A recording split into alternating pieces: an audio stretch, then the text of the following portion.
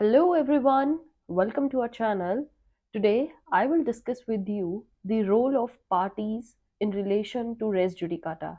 As you see in earlier session I discussed with you title and today the next condition was about the parties. So parties में क्या है बच्चे, the interchange of the positions of the parties will not affect res judicata. ठीक है, suppose कीजिए A versus B case है, तो अगर अब B वर्सेस A है, by chance this was the former one and the subsequent B versus A है, तो यहाँ पर रेस जुडिकाटा के ऊपर कोई इफेक्ट नहीं पड़ता है. ठीक है, it will not affect res judicata as long as the other conditions of res judicata are fulfilled. Now suppose A versus B former suit है, B versus A, so res judicata still apply. यहाँ पर बात हो रही है बच्चे between, as I told you, between the parties there was an actual conflict जो होना चाहिए वो ए और बी के बीच में ही होना चाहिए. ठीक है, अनलाइक परफॉर्म में डिफेंडेंट. सपोज कीजिए आपका क्या था case, A versus B and C, जो यहाँ पर सी है दैट वाज परफॉर्म में डिफेंडेंट, राइट. अब नेक्स्ट क्या केस था, सपोज कीजिए अगर बी वर्सेस ए, ये फॉर्मर सूट है जिसमें बी और सी डिफेंडेंट्स हैं. अब नेक्स्ट सूट जो सब्सिक्वेंट है वो बी वर्सेस ए होता है, तो यहाँ पर रेस जुडिकाटा क्या होगा, अप्लाई होगा.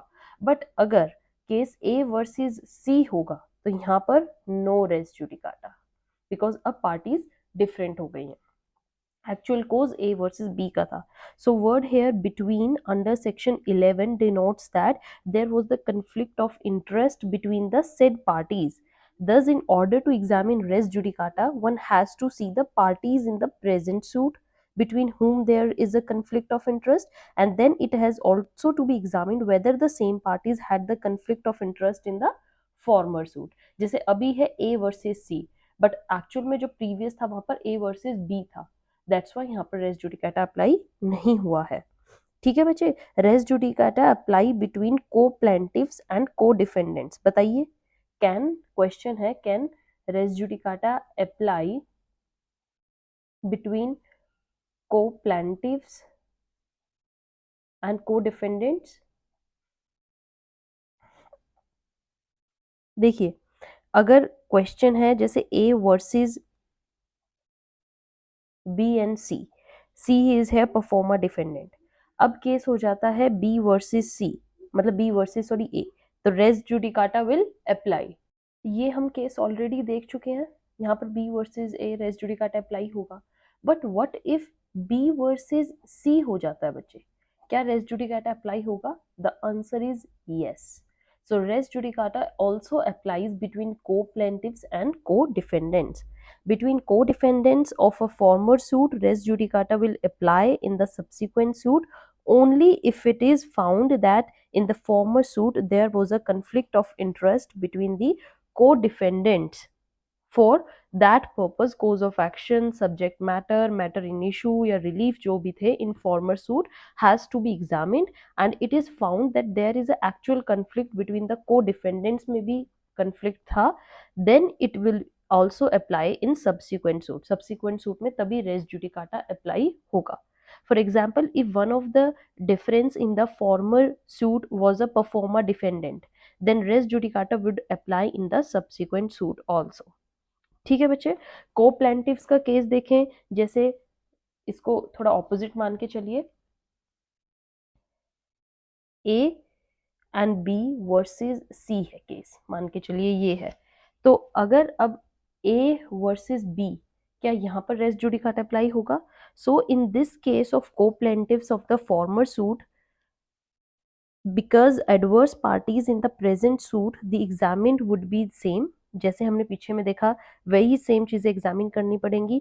whether the conflict of the interest between them was there, if yes, then res judicata will apply in the subsequent suit also.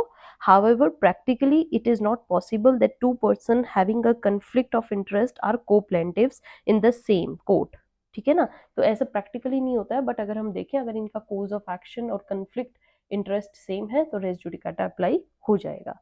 So whenever a party of the former suit have been left out in the subsequent suit, or a new party has been added in the subsequent suit, the examination has to be done whether in the subsequent suit conflict of interest is still substantially between the same parties.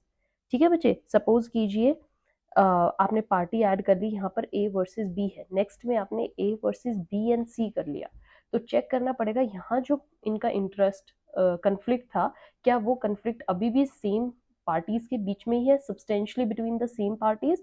If your answer is yes, then res judicata would apply. So if former decree obtained by fraud or collusion between the parties, the decree will not be binding and res judicata apply नहीं होगा. किस case में? अगर आपका जो previous जो भी result आया है वो किससे आया है, फ्रॉड या फिर कोल्यूजन से.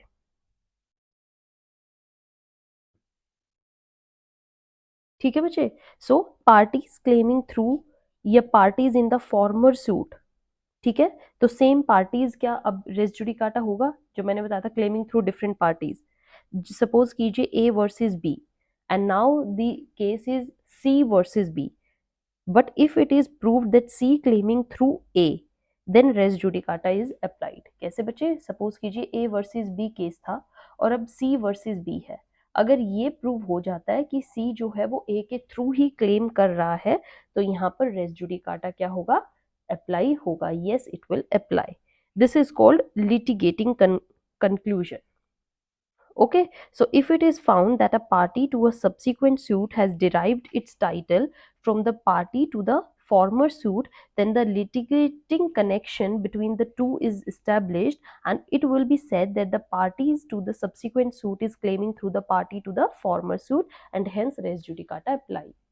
ठीक है, लिटिगेटिंग कनेक्शन एक इनके बीच में होगा और इस वजह से रेस जुडिकाटा अप्लाई हो जाएगा.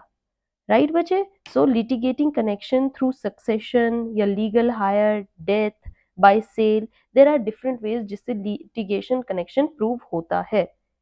ठीक है बच्चे. सपोज कीजिए ए वर्सेस बी है, डिक्री पास हुई, अब बी का सन है और एक बी का सन 2 है, सन 1 एंड सन 2. राइट. अब जो केस आता है वो सन 1 और सन 2 के बीच में है, क्या रेस जुडिकाटा अप्लाई होगा? देखिए, in the subsequent suit the two parties were different from the parties to the former suit. Former suit में था ए वर्सेस बी, बेशक बी के बिहाफ में डिग्री आई है, बट डिग्री अब जो नेक्स्ट सूट है वो सन 1 और सन 2 के बीच में, टोटली पार्टीज डिफरेंट हो गई हैं, है ना. therefore their titles from the adverse party to the former suit so are different, so the res judicata will not apply. And if both the parties are opposite, so in subsequent suit they have derived their title from the same parties, res judicata will not apply. Right बच्चे. तो अब आपको parties का समझ में आ गया, parties का क्या रोल होता है और कब कब पार्टीज के रिलेशन में रेस जुडिकाटा अप्लाई होता है. I hope now you all are clear with this topic, this doubt. Next session I'm going to discuss with you what is the mattering issue in related to res judicata. ये भी हमारी next condition थी. We have done 5 important conditions जिसमें title same होना चाहिए, that we have discussed. Parties same होना चाहिए, we discussed it right now. Next in that we will see what is the role of mattering issue, क्योंकि mattering issue भी same होना चाहिए. Till then keep doing. Thank you.